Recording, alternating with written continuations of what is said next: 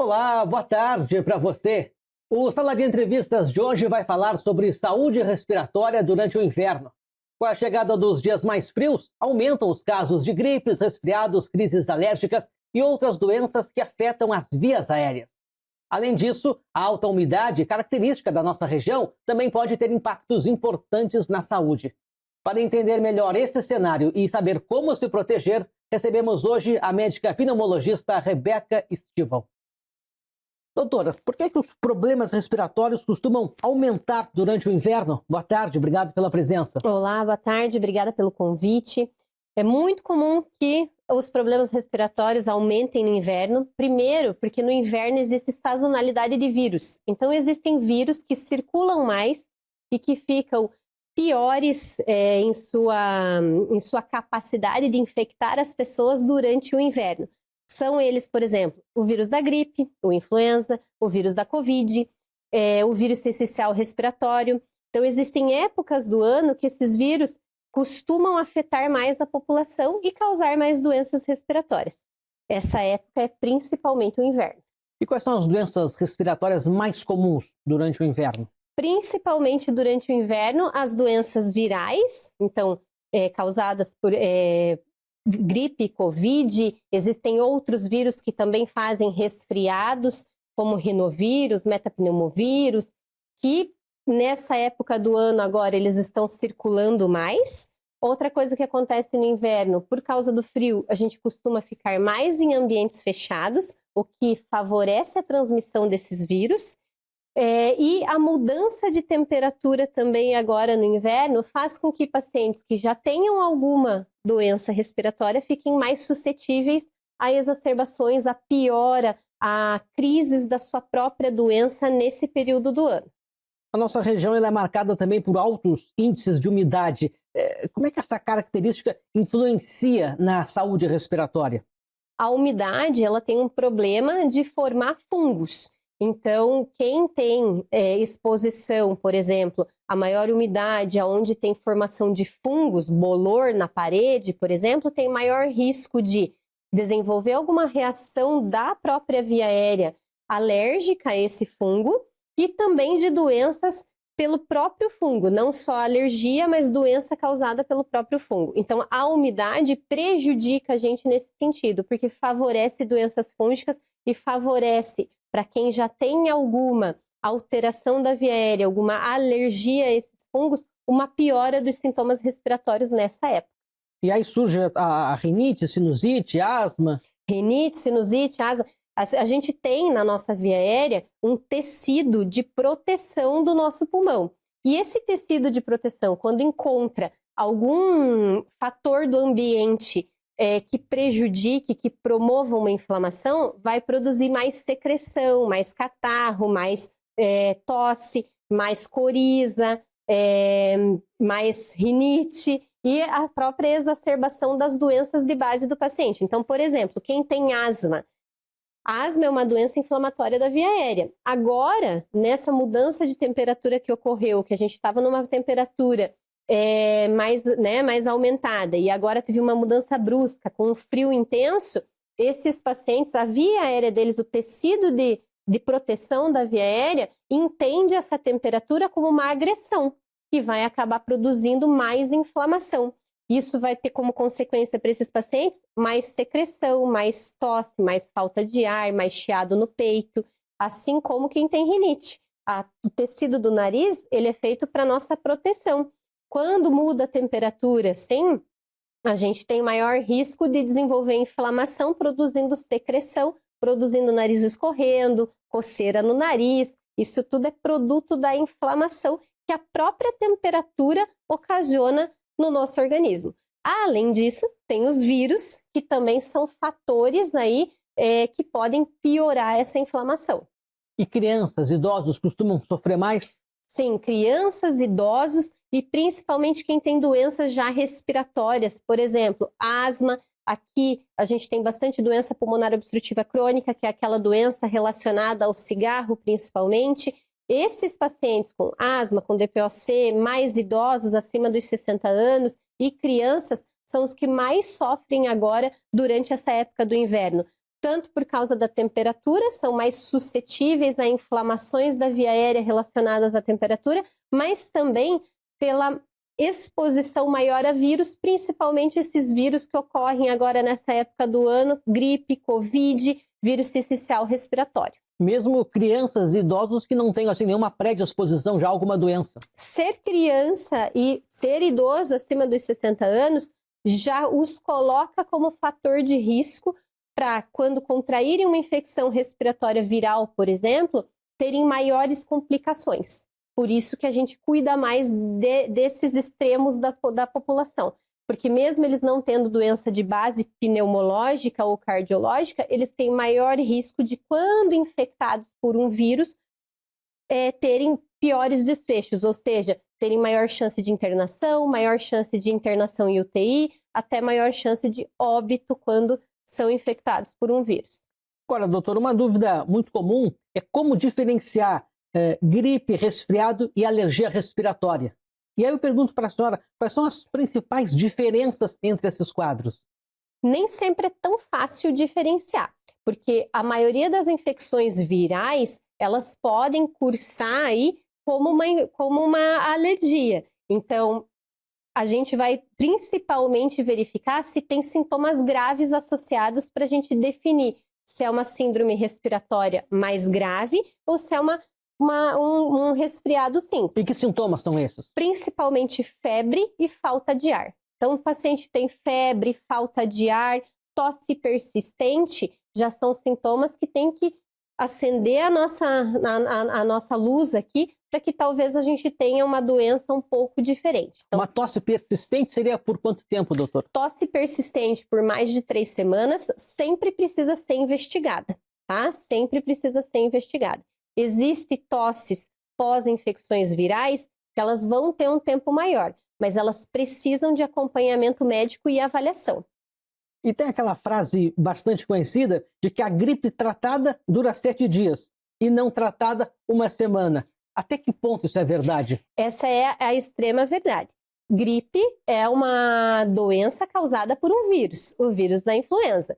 E para vírus, a gente não tem necessariamente medicações. Hoje em dia existe uma medicação para influenza que se chama Tamiflu, que é disponível, né? É uma medicação pro vírus que é disponível para algumas populações de risco. Mas o que as pessoas querem dizer nessa frase é que a gente não tem necessariamente uma medicação que aborte os sintomas da doença. Então, os sintomas da doença têm um tempo de duração. A gente até pode fazer um antiviral que se chama Tamiflu, principalmente para os casos de gripe e influenza, em que há indicação dessa medicação, não é para todo mundo. Mas, mesmo fazendo a medicação, provavelmente os sintomas vão durar aí até a passagem do vírus pelo corpo. Tá, então, para ficar claro para o pessoal, doutora, quando é que uma pessoa deve procurar atendimento médico ao invés de simplesmente esperar os sintomas passarem? Sempre que tiver febre persistente por mais de 48 horas, falta de ar, se medir lá naquele aparelhinho de oximetria de pulso, que está bem comum hoje em dia, bem popular, depois da pandemia, quase todo mundo tem um oxímetro de pulso em casa, e a saturação de oxigênio estiver baixa, abaixo de 94%, o ideal é que esse paciente procure o pronto atendimento para ser avaliado por um médico. Então, febre persistente, mais do que 48 horas, dispneia, né, falta de ar importante que limite esse paciente para fazer as atividades dele diária, e mediu lá no aparelhinho, no oxímetro de pulso, e veio uma saturação periférica de oxigênio abaixo de 94%, esse paciente precisa ser avaliado pelo médico. E quando a pessoa não faz isso, quais são as principais complicações que podem surgir quando essas doenças respiratórias não recebem o tratamento adequado? Então, principalmente essas doenças respiratórias virais que ocorrem nessa época do ano, gripe, Covid, a gente tem tratamento para elas específico. Então, é importante que o paciente procure o médico para ser avaliado e para que tenha o tratamento específico, por exemplo, seja avaliado, veja se tem necessidade, por exemplo, de antiviral, se não tem necessidade, se tem necessidade de fazer um corticoide ou não tem. As consequências são Se essa infecção viral simples se tornar uma pneumonia, a consequência é internação, pode ocorrer depois de quadros pneumônicos virais, infarto agudo do miocárdio, acidente vascular encefálico, AVC. Então, é importante que o paciente sempre seja avaliado para que ele tenha o seu risco total avaliado de ter eventos cardiovasculares após uma infecção, principalmente viral, que ocorre nessa época do ano. Porque senão, depois, pelo que a senhora falou, é só ladeira abaixo. Só ladeira abaixo. E é importante que os pacientes que já têm doenças crônicas, DPOC e asma principalmente, que nessa época do ano percebam que estão piores dos seus sintomas respiratórios, procurem o seu médico para terem o tratamento adequado da exacerbação e, se necessário, escalonamento do seu tratamento basal. Às vezes eles usam uma medicação que no inverno precisa ser aumentada ou melhorada para que eles consigam passar esse período sem sustos. Perfeito. O tema do Sala de Entrevistas de hoje é os impactos do inverno na saúde respiratória. Quem está conosco é a médica pneumologista Rebeca Stivel. A gente faz agora um rápido intervalo e já voltamos. Fica por aí.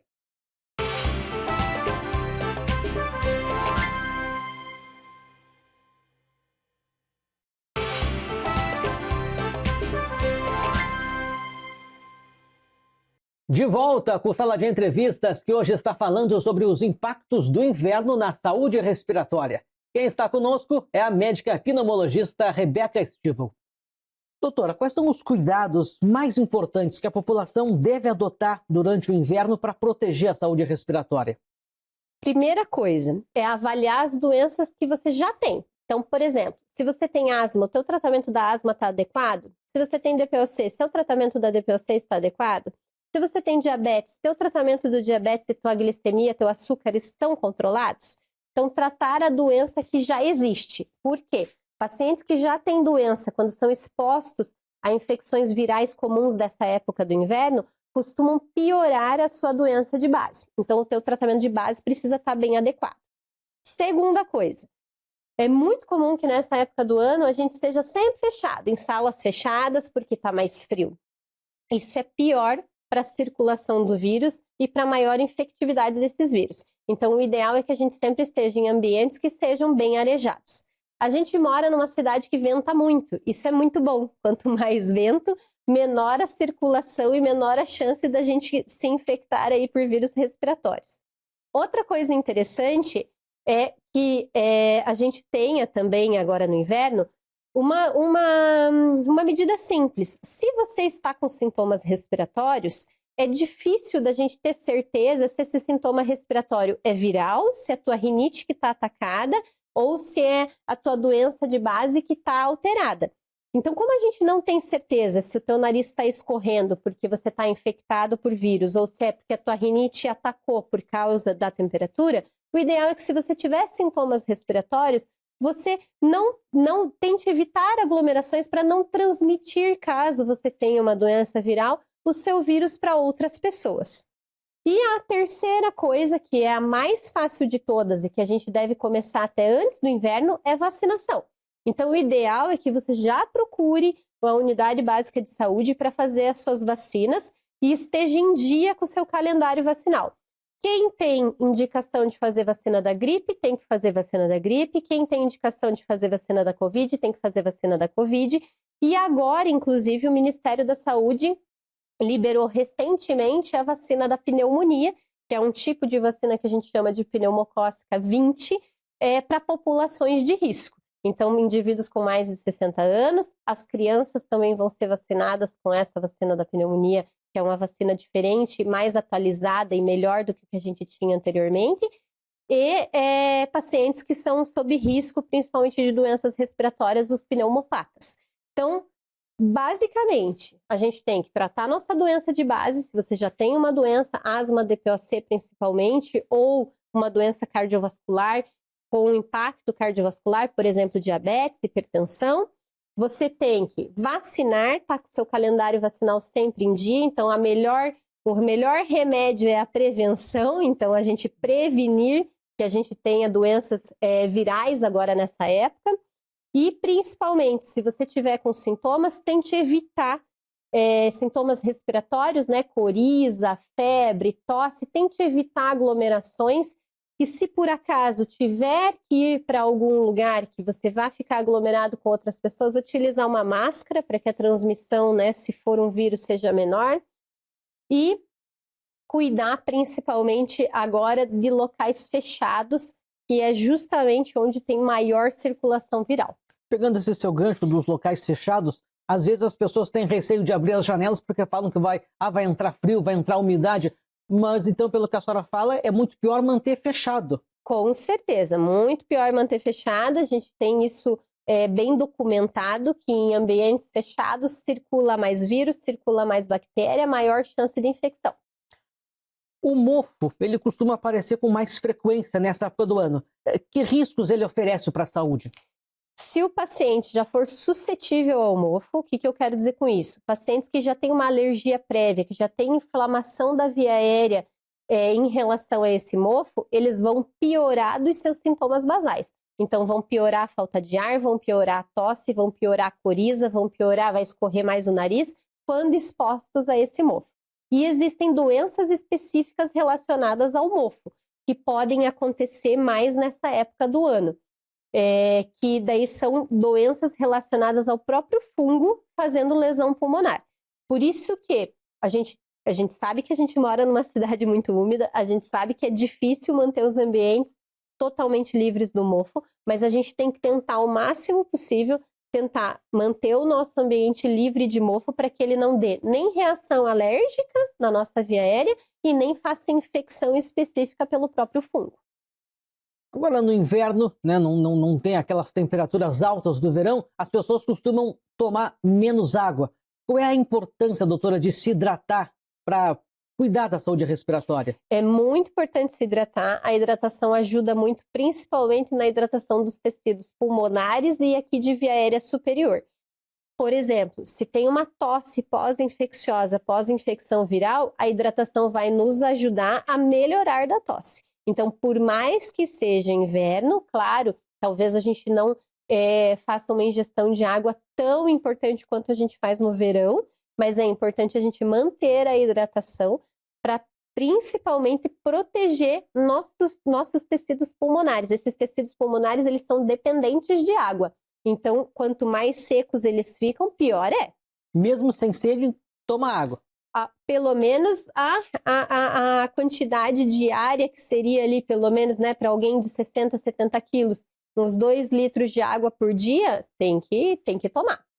Falando sobre o uso de aquecedores, estufas, lareiras, esses equipamentos exigem algum cuidado especial do ponto de vista respiratório? Exigem. Principalmente, assim, lareiras onde tem queima de biomassa, queima de madeira.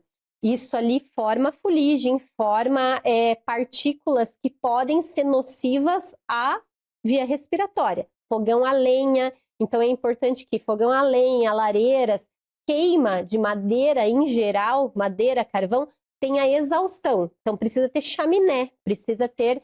você não pode respirar direto aquela fumaça tem partículas nocivas ao trato respiratório.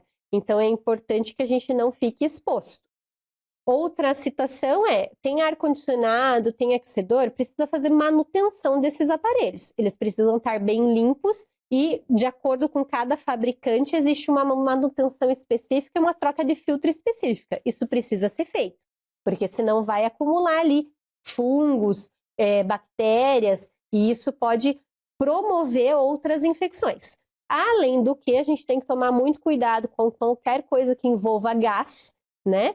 Às vezes tem tipos de aquecedores que envolvem gás, para que não tenha formação de gases que sejam nocivos à nossa respiração. Principalmente, a gente tem que tomar cuidado em esses aparelhos que formam gases em ambientes fechados. Não é nenhuma nem duas vezes que às vezes vocês mesmos têm que noticiar incêndios ou, às vezes, até óbito de pacientes que são intoxicados por gases desses tipos de aparelhos, por exemplo, aquecedores a gás, enfim, que não têm manutenção adequada ou estão num espaço muito fechado sem a devida ventilação ou que não tem manutenção. A senhora falou da importância da vacinação como forma de prevenção de complicações respiratórias, mas existe uma circunstância em que a vacina não é indicada para a pessoa, né? Depende, mas são circunstâncias muito particulares e individualizadas. Se ela está com sintomas gripais, se vacina mesmo assim? Se está com alguma doença específica naquele momento, com febre, não. Daí não vai esperar se recuperar e vai fazer a vacinação na sequência. Mas para a grande maioria da população, a vacina não é contraindicada, ou seja, ela está indicada. Mas se está com esses sintomas, espera se passar. Se tiver febre, especificamente febre, falta de ar, uma dor de garganta simples não é contraindicação à vacinação. Mas se tiver febre com uma doença realmente instalada, falta de ar, não é o momento de se vacinar, é o momento de procurar o médico para que ele faça a avaliação e na sequência ele vai vacinar. Mas a grande maioria da população pode ser vacinada, tá? Pode ser vacinada e existem algumas particularidades específicas de alguns pacientes que não vão receber algumas vacinas específicas. Mas isso é a raridade da raridade, a exceção da exceção. A maioria da população pode sim ser vacinada. E quanto antes se vacinar, melhor. Claro, agora já estamos no inverno, mas não se vacinou vacina, porque a imunização não é imediata, né? Não, demora pelo menos uns 15 dias para o organismo reconhecer aquela partícula viral e começar a produzir anticorpo contra aquilo. Então, o ideal é que a gente vacine antes, para que depois a gente esteja imunizado no inverno. A campanha de vacinação já está ocorrendo, a gente já tem vacina disponível na rede pública, tanto de Covid quanto de gripe, de influenza. Então, é importante que as pessoas vão na unidade básica de saúde para adquirir a sua vacina e estar imunizado para o inverno. E é preciso ter um intervalo entre a vacina da gripe e a de Covid? Não. Gripe e Covid podem ser, inclusive, aplicadas no mesmo dia, uma em cada braço. A automedicação, doutora, ainda é um problema frequente nos casos de doenças respiratórias? Ainda e é um grande problema. Por quê? O paciente com doença respiratória, ele costuma procurar o médico muito tardiamente. Isso é o dia a dia do nosso ambulatório. Por quê? Porque se você está com falta de ar hoje, você vai pegar o elevador, você não vai andar de escada. Então, é mais fácil do paciente, em vez de, se ele está com falta de ar, ficar mais quietinho e não se expor, né, ao exercício, e procurar mais tardiamente quando a falta de ar, por exemplo, já está incapacitante, que ele não consegue andar 100 metros dentro de casa. Então, isso já é comum que o paciente com doença respiratória procure o médico mais tardiamente. E nessa época, é comum que às vezes nosso nariz comece a escorrer ou que a gente tenha algum sintoma respiratório e a gente entenda como um resfriado e vai levando ali, tomando seus remédios sem receita médica. O que eu recomendo? Recomendo que pessoas que já têm doença respiratória, asma, DPOC, ou que tem alguma doença cardiovascular, infarto agudo do miocárdio prévio, hipertensão, diabetes, essas pessoas, a partir da hora que começam com sintomas respiratórios, elas já são uma população de risco. Crianças e idosos também. Elas precisam buscar atendimento médico para fazer a avaliação dos seus sintomas. E daí o médico vai graduar ali a gravidade. Se é menos grave, se é mais grave, se precisa de algum antiviral para fazer essa avaliação, se vai precisar testar para vírus influenza, para vírus da Covid, se vai precisar fazer alguma medicação a mais. Porque às vezes a pessoa toma o remédio e só mascara os sintomas, né? E aí não resolve, acho que até piora, né? Pode acontecer de mascarar os sintomas e daí quando for procurar a unidade, quando for procurar o médico, às vezes já está numa fase mais evoluída da doença. Então, o ideal paciente que já é população de risco, crianças, idosos, que tenham doença respiratória, que tenham doença cardiovascular, já procurem a unidade de saúde assim que começam com seus sintomas respiratórios e dentre eles, os principais são febre persistente mais do que 48 horas, falta de ar, e queda da oxigenação aqui do dedinho. Isso aí é o principal para a gente entender que esse paciente está passando por uma síndrome respiratória mais grave. E ele precisa ser visto com maior cuidado. Bom, e aí nessa de se automedicar, às vezes a pessoa toma até um antibiótico por conta própria. falando especificamente de antibiótico, quais riscos isso pode trazer para a saúde? Vários riscos. Assim, a gente não pode fazer. Primeiro que não pode, porque antibiótico tem receita controlada da farmácia. Mas às vezes a pessoa sobrou um pouquinho, tem em casa, a Do pessoa outro, toma, daí né? ele mistura vários, né? Mistura todos os que sobraram. Não dá. Por quê? Porque se for uma infecção viral, talvez não precise de antibiótico. E você tomar o antibiótico só vai te dar efeitos colaterais que às vezes vão ser desnecessários. Por exemplo, diarreia, por exemplo, vômito. Existem antibióticos que fazem alteração do ritmo cardíaco, existem antibióticos que podem promover arritmias, existem antibióticos que podem promover rompimento de tendão das articulações, por exemplo, tendão de Aquiles.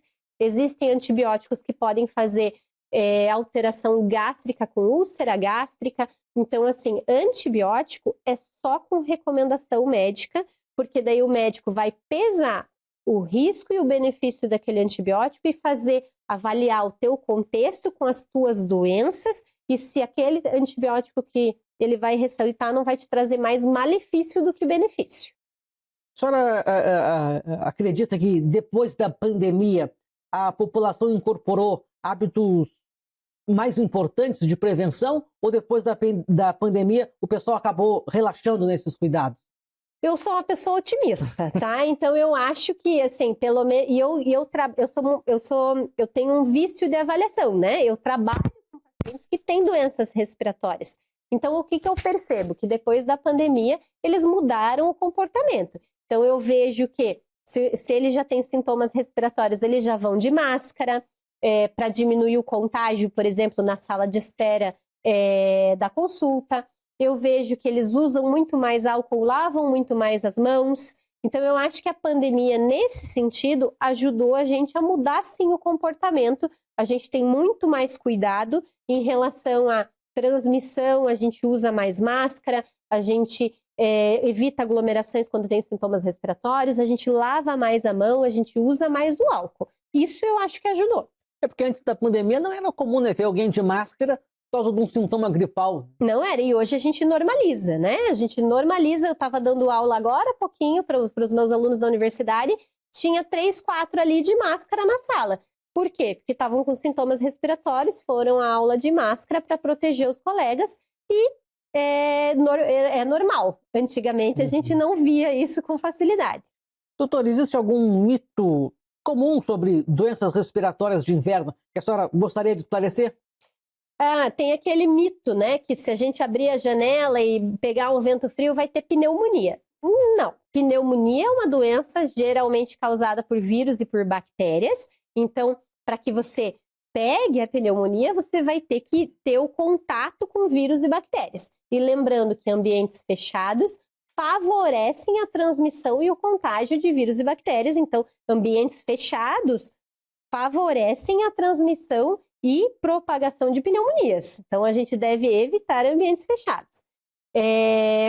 Claro, a temperatura por si só, em pacientes que já têm alteração da via aérea, que já têm uma inflamação prévia, por exemplo, os pacientes com asma, pode sim promover sintomas respiratórios e exacerbação da asma. Mas são para esses pacientes suscetíveis. Sair do banho de pé descalço e ir para a rua pendurar a toalha em seguida do banho, isso traz algum risco? Não traz um risco específico, porque isso não é isso que vai fazer a pneumonia. A pneumonia, a gripe, ela vai ser transmitida por vírus ou por bactérias, ou às vezes até por fungos. Existem alguns tipos de pneumonias fúngicas também. Não é necessariamente o pé descalço. Eu digo para o meu nenê adora ficar de pé descalço. E eu sempre falo para mim mesma, ele não vai pegar pneumonia assim. O que pode acontecer é, se ele for suscetível, tiver uma via aérea mais inflamada, tiver asma, por exemplo, às vezes a mudança de temperatura pode fazer um pouco mais de inflamação e produzir algum sintoma respiratório. Perfeito, doutor, nosso tempo está se encerrando, mas antes da gente encerrar, qual é a orientação que a senhora gostaria de deixar para que as pessoas possam atravessar esse inverno com mais saúde e menos risco de problemas respiratórios? A orientação principal é a prevenção. As pacientes, né, as pessoas, a população precisa se vacinar. A gente tem vacina no SUS e a gente tem um calendário vacinal excelente. O Brasil é referência em vacinação. Então, precisa buscar a unidade básica de saúde, avaliar o seu calendário vacinal, ver quais as vacinas estão em falta e fazer a vacinação. Maravilha, doutora. Obrigado pela presença. Muito obrigada. E assim encerramos mais um Sala de Entrevistas. Quem esteve conosco foi a médica pneumologista Rebeca Estivo, que conversou sobre saúde respiratória durante o inverno. Obrigado pela sua companhia e até o próximo programa.